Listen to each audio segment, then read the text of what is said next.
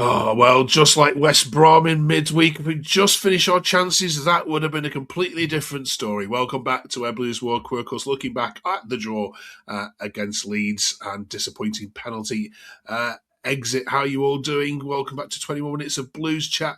Jason and Paul back with us. Sam says it was an unreal effort. We played so well, but just like the Baggies, we just don't take our chances, which is so frustrating for all the work we do. Yeah, impressive performance against a Premier League opposition. That's twice now, of course, against Newcastle in the Cup, where we've actually looked all right. Does it bode well for the future? Coming up this week, we're talking about who do we predict for the playoffs and how far off do you think Blues genuinely are from challenging. We're talking about penalties. What's the worst and best one we've ever seen? And we're up to letter P in our A to Z in our countdown. But it's with Leeds we start, Jason. Yeah, you can't disappoint the effort, and you can't argue or moan this week, can we, about anything, perhaps other than the finishing? No, it was a cracking performance from all of them on the pitch. I do have a one negative generational stinker for me. I thought Osman was quite poor when he come on. But bar that, I thought everyone was cracking. It's just unfortunate, isn't it? And I think it's just a lesson to learn for us now. It's probably been something all season, to be fair, because we've had other things to focus on the away form.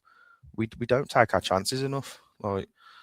Yeah, it's something we've got to address, because it's just going to make our season just dwindle to nothing if we're not careful.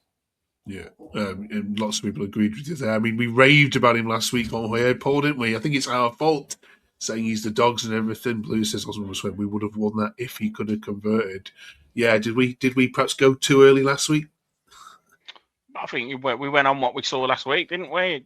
He's come on this week and he's slipped a couple of times and he's wasted a couple of chances, but we had the chances before he came on to have that game finished. So to then slate the player that comes on and misses a few at the end is a bit of an overreaction to me. I think overall the team played well, and I think you're nitpicking just to find something to moan about if you're going to moan about the performance today.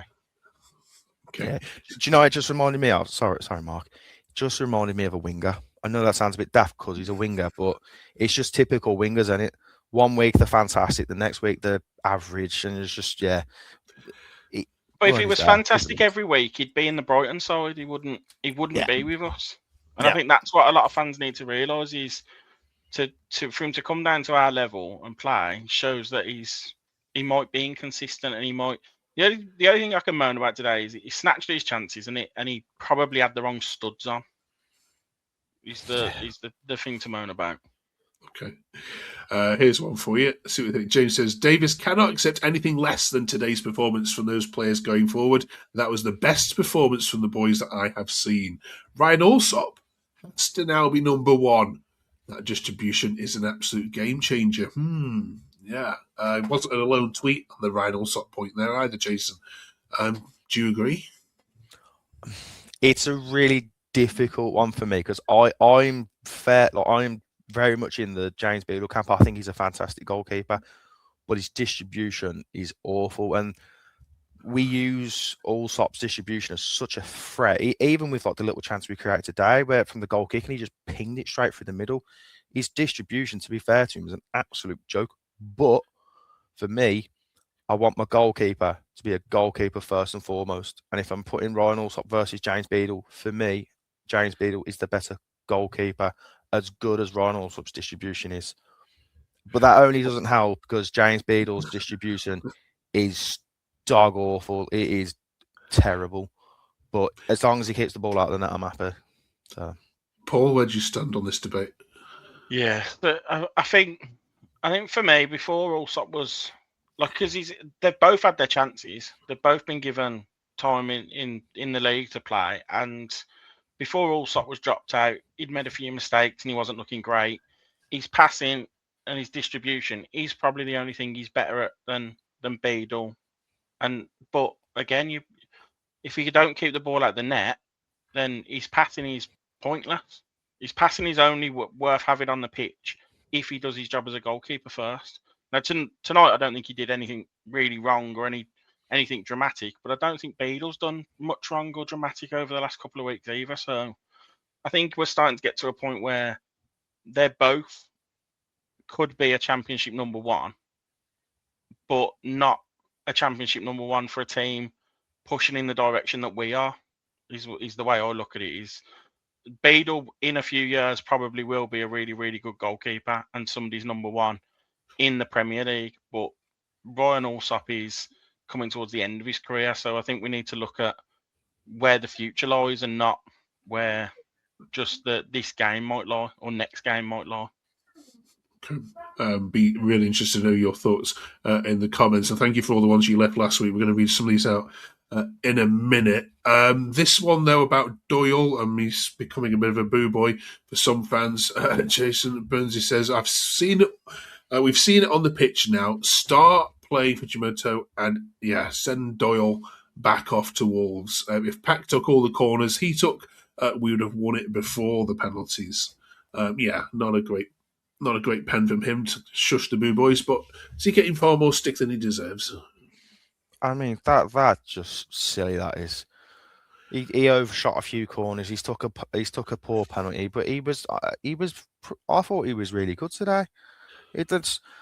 For me, there seems to be a reoccurring occurrence for our fans where someone is the fall guy. No matter what, there is a fall guy, and that is just absurd for me. Like, we've got a real quality player on our hands, and we're giving him stick because he's overshot a corner or two, and he's took a poor penalty. Like, don't get me wrong, the penalty was awful. But come on, man. Like, that's just really silly for me.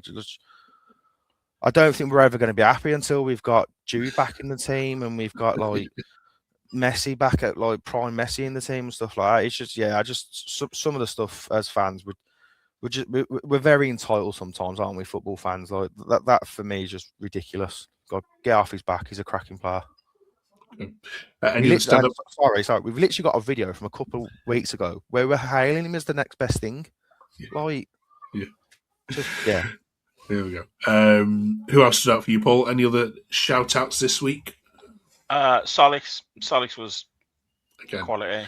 Yeah, he looked real good. But there was no one on that pitch today that I don't think put in a really good performance. And I think the difference is, I said it at half-time to one of my friends, I was like, we're not taking our chances, and they're a Premier League side, and they'll need half a chance. And that's what happened. They had half a chance, and they scored. We had tons of chances, and we didn't take them. Yeah. And I think that sums up the whole game. Is we could have had it wrapped up by half time if we'd have took some of them chances. We don't take our chances, and the Premier League quality that they've got only need half a chance to score. Yeah. Proper FA Cup tie there, wasn't it? Yeah, noisy Leeds fans as well, making a proper atmosphere. Yeah, really enjoyed it. Good watch for the neutral. Quick word on West Brom, Jason, midweek. Same story. Didn't take our chances, but I think the negative, the West Brom game, I don't think we were good enough up until the 60th minute. Like, we had a few chances, but I don't think we ever quite got going. Losing Peck was massive. Really disrupted the flow of our play, but yeah, it just wasn't quite good enough for me. And I think I've said it quite a few times on this. If we're going to make playoffs, our home form has got to be immaculate, and it's not currently. And I might be seen as negative, but yeah, it weren't good enough for me. West Brom. At least West Brom enjoyed their big day out. Yeah, celebrating their draw. Yeah. Well, gosh, you 11 straight away defeats. Did we say 11 straight? Yeah, and you'd celebrate a point given what they've been on the road with. To be fair to them, right. In the comments last week, we asked you to come up with some of the best managers. This one for you, Paul, last week. Thank you, Stephen Lewis, for putting this on. Paul looks like a decent, level-headed chap whenever I see him in the queue for fried chicken behind the club shop. But his comments about us overpaying for Stano nearly made me rage quit this episode. There's so much more to his game than just his goals and assists, which he's leading on, by the way. He'll be with us all the way to the Prem. He has been and will continue to be worth every penny. watch your back, Paul, especially queuing for. Well, if he's buying the fried chicken, then he can come up and talk to me about it. We love reading all these. Cheers for us. And some more of these from last week as well. Paul, thank you. Paul says Mikko Purcell, first player you fell in love with. Chris says there's only one overhead kick we need to talk about last week. That was John Gale in the final against Tranmere, of course. Yes, we can forget the one overhead kick at Wembley. Eddie Brown, says Alan as well. And then just on the point of the managers, Ricky says to both of you, Clark was not even close to our worst manager.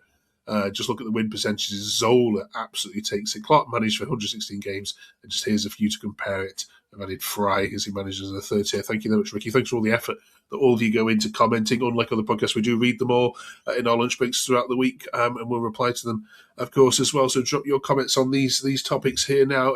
We're talking about the playoffs and promotion and making some predictions then. I mean, first of all, if you were to be promoted, because it's still Valentine's Day, who else would you love to be promoted with, Jason? Well, one club each from this one. Who deserves, do you think, to be promoted? I'd like to see Millwall have a crack at it. Yeah. I think Millwall in the Premier League would be quite tasty. It's funny, wouldn't it? Yeah. Yeah, it's hilarious. That's if West Ham stay up. I'd quite like to see that. Paul? Mine is as many Midlands clubs in there as possible. I want derbies every week if that's what you could do. But ultimately, I don't care who goes up as long as we go up. I couldn't care less about what everyone else is doing, if I'm honest. Okay. I've got no other. I'm not one of these fans that are like, oh, I've got a bit of a soft spot for these or a bit of a soft spot for these. I'm Birmingham City and I'm not asked what anyone else is doing. Okay. Love the spirit. Player final is fast approaching now. Yeah, Saturday, May 26th. We are making our predictions of what that is going to be and see if we come back to this. Jason, come on. Let's see how spirited you are about, conviction you are about watching these Blues. Who will be in the playoff final come the end of May? I've still got to back Blues, and I've got to believe that we can get sixth, get playoffs. And I think it's going to be us and Millwall. And then I want to throw a special shout out. I think Cov are going to bottle it. And I think top two are going to be Middlesbrough and Ipswich. Wow, okay. Right. Paul? Blues? Yes, yeah, I think if we have a good run at it, play like we played today and start putting our chances away, there's not many teams that I don't think will keep up with the performance that we put in today. Okay. And so your prediction, who are you going to play at Wembley? Whoever the worst team is, so we can have a good day out and try and end up winning it. But day out at Wembley is a good enough thing for me. I don't know who's the. I'd like to avoid Derby. Would be all right. Try and get one over on Eustace. That'd be a nice one. Right. Derby versus Birmingham. And let us know your predictions in the comment section below. Before we move on from playoffs, this week the EFL have been voting on whether playoffs should be extended to the 8th place team in future seasons, obviously making it more competitive, of course, towards the end. So many dead rubbers, isn't there? Jason, you a fan of that idea or not? Yeah, I'm all for it. For me, the gap between the Premier League and the Championship is that big. I don't think it really matters. You could finish 10th, 11th, and then you've got third place. And I just don't think the gap, I think, to the Premier League, it's just that big. I don't think it matters that much. So yeah, I add the extra spots, and then mate, if someone finishes 8th, they've really got to work for it, then, haven't they? And for me, it just adds more competition, and there's further things for people to play for instead of just, I don't know, say your Prestons of the past finishing 13th every season. It just gives them something to push towards. And Millwall, to be fair, for the past few seasons, they've always hovered with, say, Gary Rowett. They would have been in the picture if that was the case. So yeah, I'm all for it. I've heard a lot of people say it takes the spark away from the Championship. Not for me. That's just it, mate. The more competitive the league is, the better for me. Okay. Right, we're talking penalties, of course, this week. We've done this topic before in terms of who the best penalty taker was and who the best goalkeeper was in there. But let us know your comments in there. Paul, if your life depended on it, remind us who you'd have in goal, please. In goal? Against a penalty. Saving a penalty. For the Blues, I think the best goalkeeper I've seen down the Blues is either Ben Foster or probably Joe Hart when he was on loan from Man City are the two that probably the standouts. Mike Taylor was always reliable, and Nico Vatten had a decent spell. My childhood would go with Ian Bennett, but I think he was. I don't think he's at anywhere near the level that Joe Hart or Ben Foster reached. So.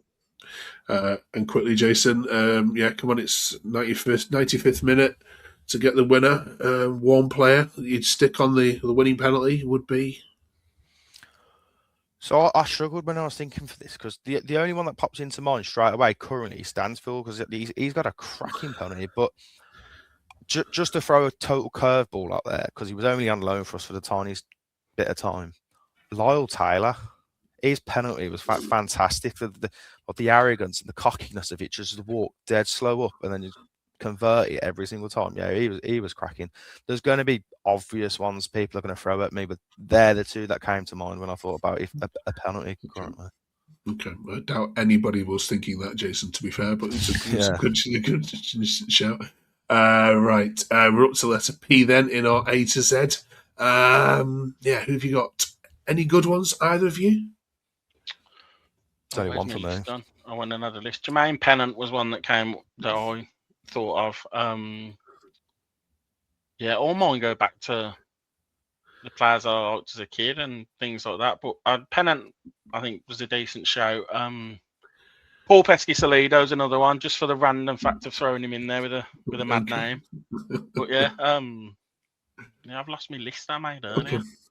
Jason? Darren Purse was mine. Yeah, the Purse. You could have him as a penalty taker as well. He could hit a good penalty too. Right. Is anything beating Darren Purse? Is it? No, I don't think so. Kevin Phillips. Yeah, Kevin Phillips was one I considered, but he played for Villa and West Brom. Yeah. I know Darren Purse played for West Brom, but Phillips played for Villa. Nope. All right. Let us know then in the comments what if we've missed any obvious ones from a little bit further back. Next week, of course, then we're on to letter Q, which we are going to need your help with. Has there ever been any Birmingham City players with a surname beginning with Q that are decent enough to go in the A to Z? Get your thinking caps on for that. Next week. Then quick word on Norwich, Paul. They are the second highest team in the Form League at this moment in time. Clement has properly turned them around, and especially at home, they're a bit of a force. So this is one of those games, isn't it, where we're really going to know just how far Birmingham City have improved the away form. Is that right? I think so. Yeah.